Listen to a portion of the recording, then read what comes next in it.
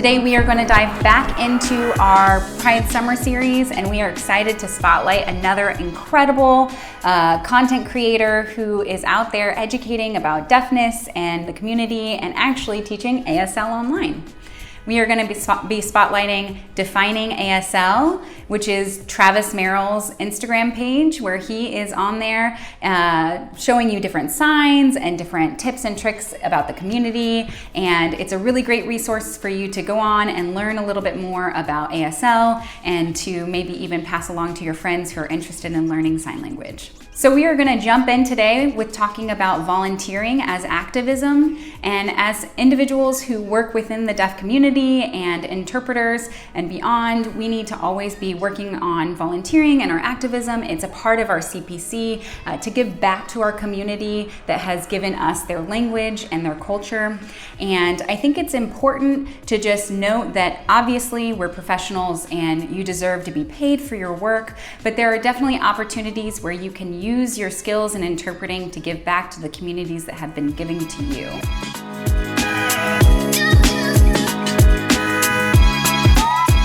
Obviously, right now we're talking about Pride, and we're talking all of things queer, and Pride festivals and parades and things are happening right now. And there's a lot of opportunities for you to volunteer and work within the queer community, and there's a lot of need out there.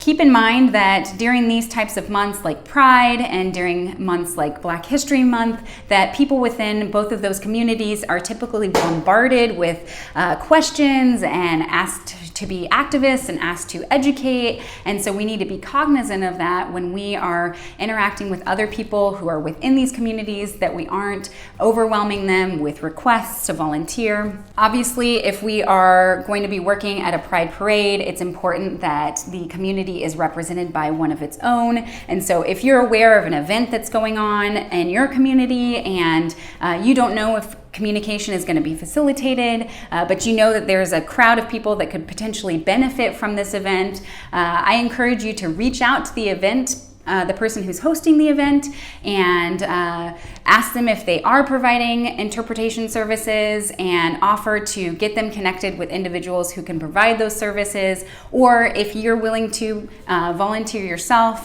go ahead and volunteer and interpret for the individuals who are in need of communication access. Opportunities like volunteering for Pride parades and speaker series and things like that can be a great way to show your activism, as well as giving back to not only the deaf community, but the queer community. I want to emphasize that we are not saviors, right? So we're not going to be out there with the savior complex that we're going to come into the community and we're going to interpret and it's all about us. When we're there to facilitate communication. We are visitors to that community unless you're part of that community. And if your individual consumers prefer to have maybe a CDI or a queer person be their interpreter and you're in the know, you can go ahead and use your contacts to get them connected with someone who can facilitate that communication and can also be representative of that community. We want to be respectful, we want to lead with kindness, we want to lead with empathy. One thing I will caution you is that when you volunteer, it's important to have a little caveat. Since we are professionals, you do deserve to get paid for your work in a lot of different realms, but if you are very passionate about something and you do want to volunteer, I encourage you to use a little line when you interact with the person that you're going to volunteer with. Something I like to say is, I'm really passionate about this project or this concept or this event, and I'm willing to volunteer my time. That's not necessarily indicative of what a future interpreter might do. That's just something to help follow our CPC, our tenet number 5, which is respect for consumers in the community. We want to make sure that we set ourselves up for success in future assignments, because something you're willing to volunteer for may not be something someone else is willing to volunteer for. And that expectation needs to be clear with entities. Another option when you're volunteering and doing any kind of activism is to actually get paid from the entity and then go ahead and donate that money back into the entity. It's a great way to have that expectation of paid professionals while also using your time and your experience and your money to give back. So I encourage you to get creative. One of the things I like to do is make a list of the things that I'm passionate about, and then I like to just start Googling what my community needs are, what resources are out there, or what resources are lacking. One of my favorite things right now, especially with COVID and everything that's been going on, is to donate to food banks and to volunteer with food banks.